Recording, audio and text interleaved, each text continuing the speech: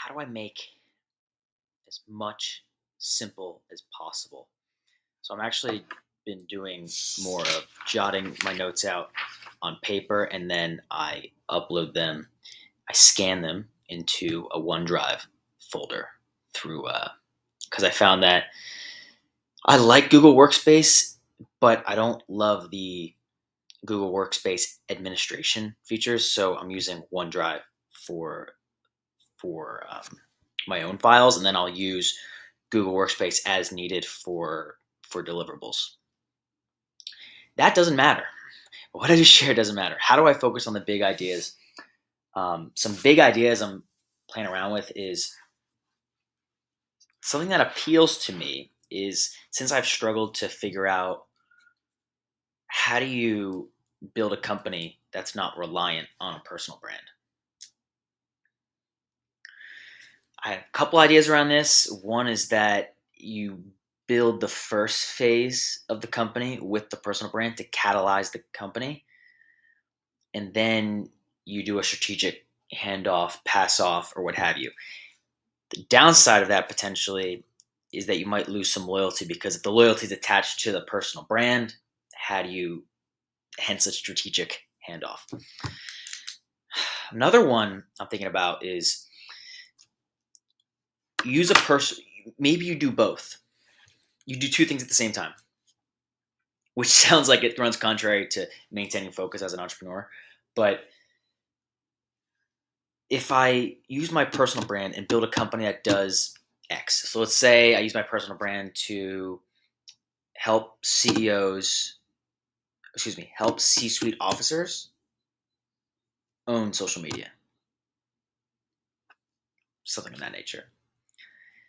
And then I also do a separate name, a company that has no affiliation or very little affiliation by name to that personal brand company that I'm doing. So let's say the personal brand company is just it's just my name. So it's Randy adds value or Randy Media, something like that. Randy Studios, RS, Randy Studios.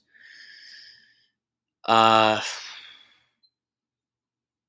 then I could have a separate company that has no affiliation to Randy Studios or Randy adds value or even to Now You're Talking even or NY Talking. So how also now I'm just thinking about it. I've struggled with how to integrate NY Talking into my personal brand. I think I've struggled. I don't think people think I struggled. I think I've struggled. Maybe the opportunity is to just own that nytalking.com domain, which I do, and create the company there, the separate company. Um, Given that with NY Talking, most people thought it was New York Talking anyway. So if I'm going after C-suite officers, maybe New York is a place to play around in. Maybe it could be franchised too. NY Talking, NJ Talking, FL Talking, CA Talking, DC Talking,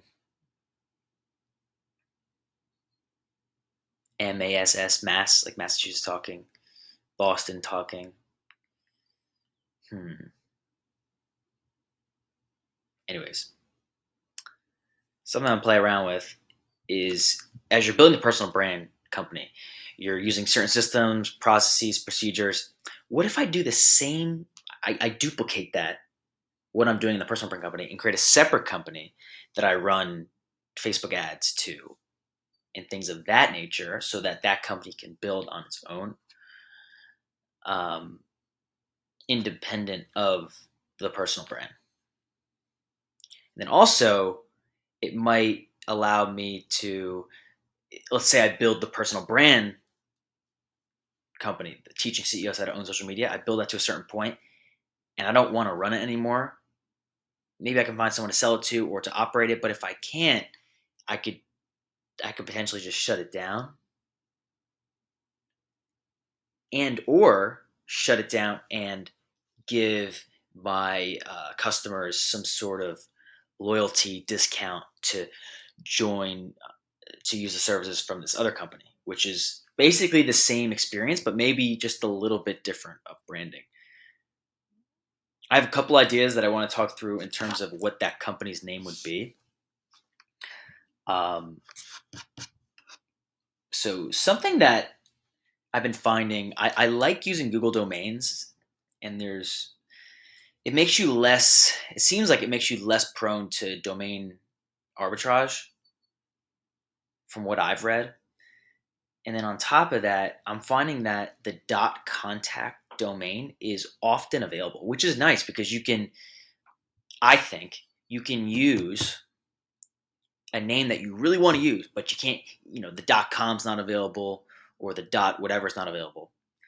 .contact, I can use names that I want that are hard to get. So one name is actually a 4-letter name, which you would think it's hard to get a 4-letter name. But the .contact is nice because even if you don't have a full-fledged website up and ready,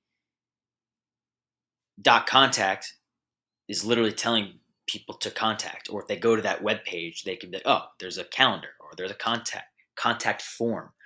And I think before you build the website, as long as you just have people contacting you, get a few customers in that business, and then you can invest in a website. So the one name that I was thinking of is CSMV. I thought the csmv.co is available, but I don't think I want to do the .co. If I don't have the .com, I don't think I want to do the .co, because then it's two different sources of traffic there. But csmv.contact, I like this name for a few different reasons. One is that it still speaks to the value point that I like under the @Randy Adds Value personal branding. But it also can stand for two different things. So one is that CSMV, this was actually not the first idea I thought of in terms of what it spells, but let me take the second one first. CSMV, C as in create, SM as in so much, V as in value. Create so much value .contact.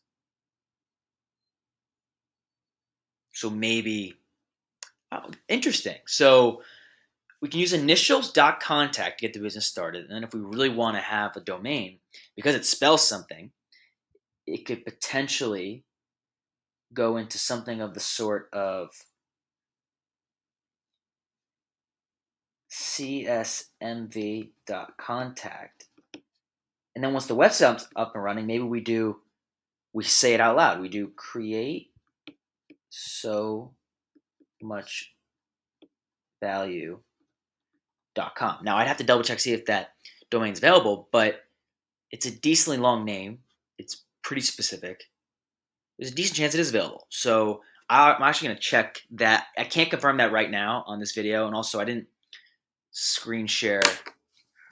Let's see. You know what? Let me just look it up. I'm going to hop over to domains, create so much value.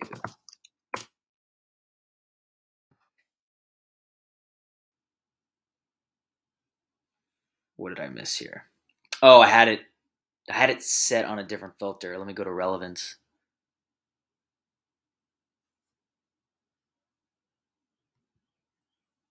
Yep. CreateSoMuchValue.com is available.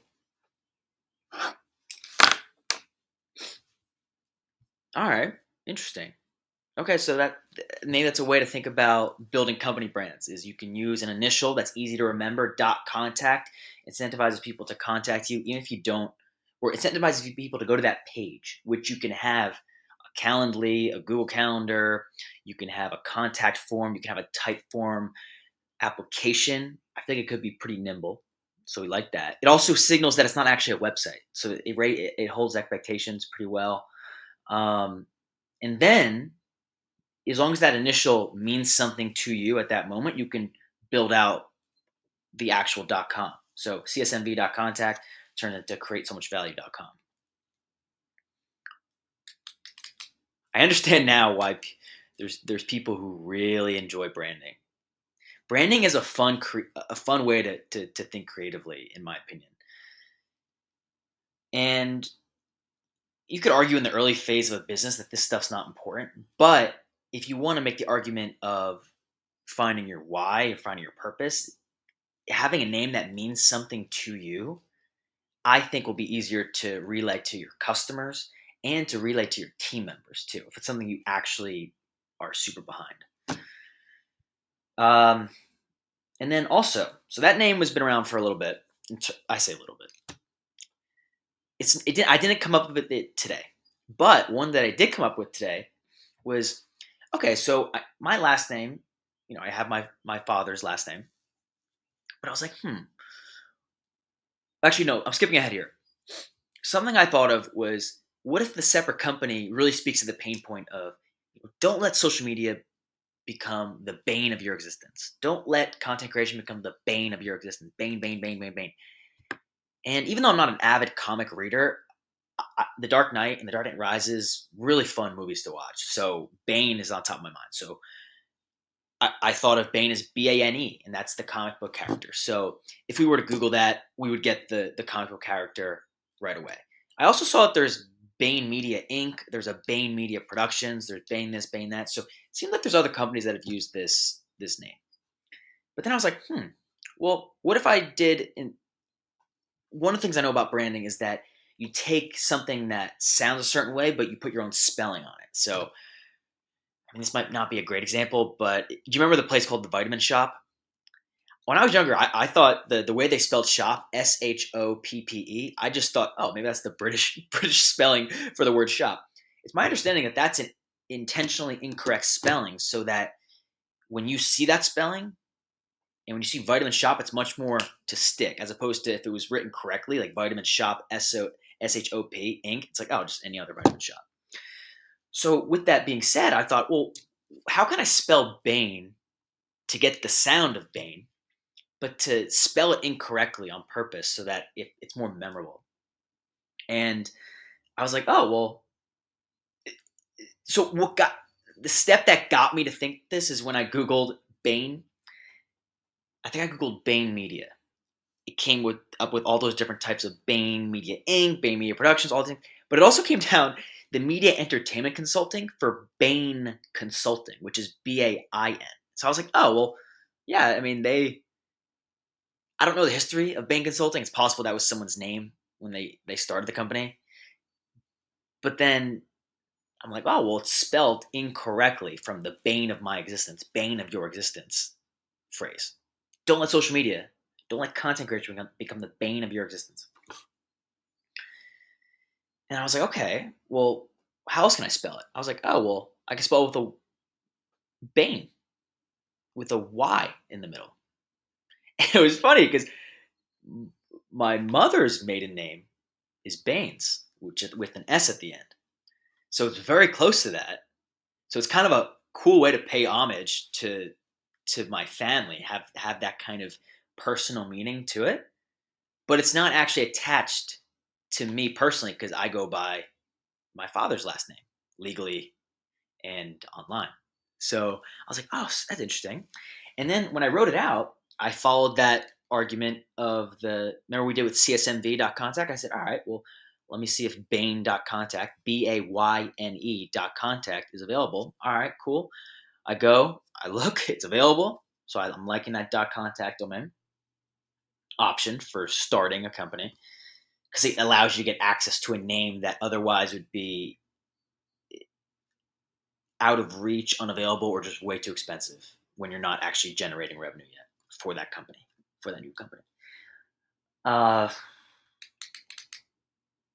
and and then when I started playing around with it, I was like, oh well, which one do I use? I wrote Bane in my existence with Bane, Bane in my existence with Bayne, and I was like, oh wait, I can't write it like don't let social media become the bane of your existence. I can't write it with the Y in the tagline because it's like I don't want the company to be the bane of your existence. But if I write it Bane and then I have the company called Bayne, I can have an option to say how you make social media not become the bane of your existence is you find your why, or you must add your why, like the letter Y, but it's a take on WHI, find your why. I was like, oh, this is kind of fun now. This is getting interesting. Not just interesting, but it's getting I feel like there's good energy around it because I feel like even without developing a service, a product, or anything, I feel like it says something, which I did not put this much emphasis into how to name a company when I named Now You're Talking. Also, when I started Now You're Talking, it was specifically thinking, oh, well, I'm going to be a freelance public speaking coach. And even though I do, by nature of helping C suite officers own social media, there is an element of public speaking coaching, communication coaching, things of that nature, but it doesn't feel like that's the core offer, the core offering. So, um, cool. All that being said, let me see what timing I'm at here because I found that I got into a little bit of a groove here, or at least I felt like I got into a bit of a groove here. I'm at 15 minutes and 58 seconds. Okay, so in the past, I've had what's called a 5 minute rule. Maybe it needs to be 15 because I felt really good with that 15. I probably felt good around 10, but I feel like for a natural stop at 15, just over 15 minutes, at 16 minutes, and just so you know, I had my glasses off that whole video, so I didn't even see the timer. It felt like a very natural end.